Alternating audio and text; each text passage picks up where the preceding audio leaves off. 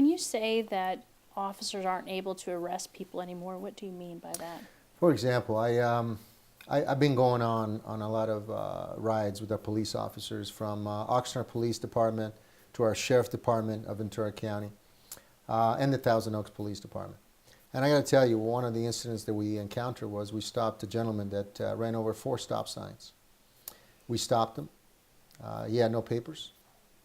He wasn't here legally, so they let him go. This is the type of situations that we're dealing with. We could have a guy doing crystal meth on the corner of our streets in front of our home. And they'll pull him over and let him go on a citation, which is pretty much a slap in the hand. They're not allowed to do their job. If you break the law in the state of California, you're likely to be out in a matter of days and doing the same crime over and over again. We have people who are being cited 25 to 26 times on burglaries and home invasions, and they're not going to jail and pay for the crime that they committed. Those are really dangerous times. AB 109, prisoner early release, which my opponent worked on and built in the Assembly, is a very dangerous policy that passed. And with that, Prop 47 and 57, they reduce criminal crimes to misdemeanors. Now, when you allow that to happen in our community is not safe. Our families are not safe.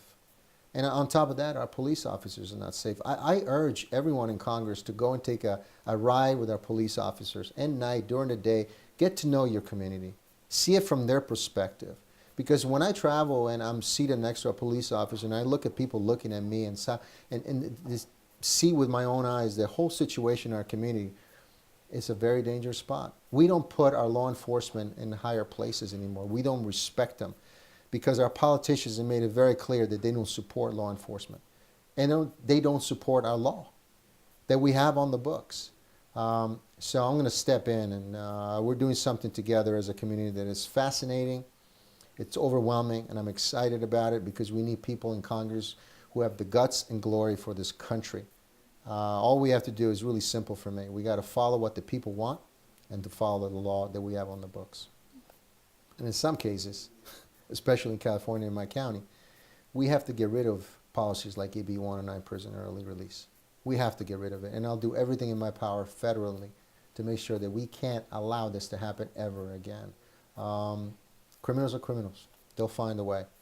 And when they have more ways to burglarize and do more home invasions and to do more criminal endeavors, that's when I step in and go, you know what? We need better representation in our county. Mm-hmm.